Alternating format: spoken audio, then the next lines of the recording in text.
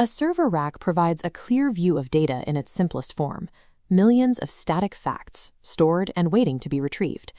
We frequently apply this mechanical model to human beings. We equate education with the acquisition of information, or confine the process to the physical boundaries of a classroom. This diagram illustrates the necessary shift.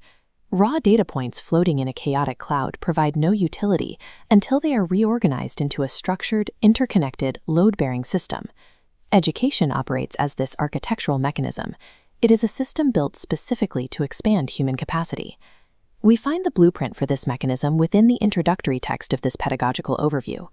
Modern educationists define learning as a continuous, lifelong process. It begins at birth and concludes only at death.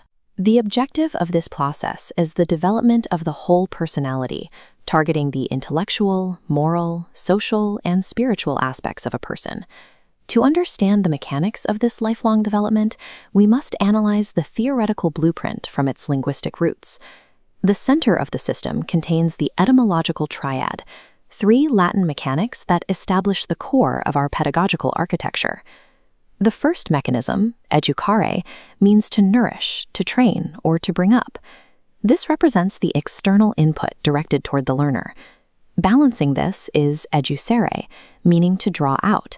This mechanism focuses on the internal cultivation of a student's existing qualities. The third branch, educatum, represents the formal act of teaching, the structured process that connects input with internal potential. The Indian concept of shiksha mirrors this balance. Derived from a Sanskrit root meaning to learn and to teach simultaneously, it views these processes as a singular action of self-realization. At the linguistic level, education functions through a specific mechanical balance. It requires the drawing out of internal potential as much as the delivery of external training. These linguistic roots support the theories of several prominent Eastern philosophers.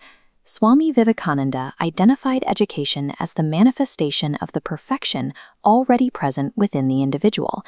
This aligns his theory with the function of the Latin root educare, the deliberate drawing out of hidden capacity. Mahatma Gandhi advocated for a similar process, which he described as an all-round drawing out.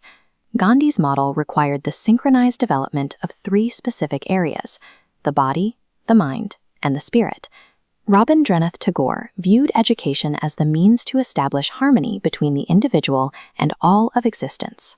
The Eastern philosophical consensus defines education as the harmonization of inner potential with universal reality.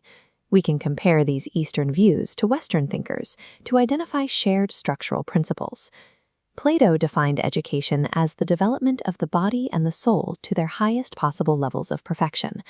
Aristotle identified the goal as the creation of a sound mind in a sound body. These models reveal a shared blueprint across civilizations. The Greek focus on mind and body directly maps to Gandhi's triad of body, mind, and spirit. John Dewey provided a pragmatic timeline for this development, stating that education is continuous living itself, rather than mere preparation for the future. Across geography and time, these theorists reached a consensus. Education serves as the comprehensive structural development of the whole human entity. Moving from theoretical philosophy to practical mechanics, we must examine the specific transmission channels used to deliver this development. This system is characterized by being lifelong, goal-oriented, and dynamic.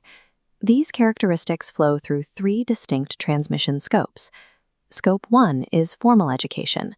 This is the institutionalized channel found in schools, colleges, and universities. As seen in this mid-century classroom, the formal scope relies on rigid instruction and a synchronized curriculum. Scope 2, informal education, occurs continuously. It is the unstructured learning gained from family, society, and media. Scope 3, non-formal education, is a hybrid channel. It remains intentional and goal-oriented, but maintains physical and chronological flexibility. Distance education and open universities exemplify this. A student can engage with academic material through a television set, extending rigorous learning beyond the traditional classroom. A functioning society utilizes all three transmission scopes to achieve the full development of the individual. Having established the mandate and the channels, we can now examine the macro-scale outputs of this system through this tripartite concept map. Our architectural diagram shows how the education hub supports three specific levels of impact: the individual, society, and the nation. At the first level, the system builds the base capability of the individual, their personality, character, and skills.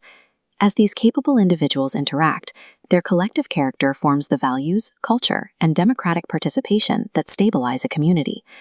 This social stability provides the coordination necessary for higher-level outputs, such as technological advancement and economic progress.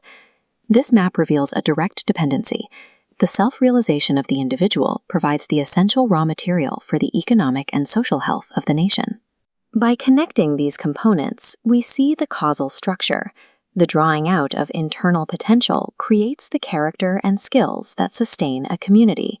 Simultaneously, the formal and non-formal transmission pipelines drive the technological and economic progress of the nation. John Dewey's insight applies to this entire structure. The entire mechanism is synonymous with continuous living.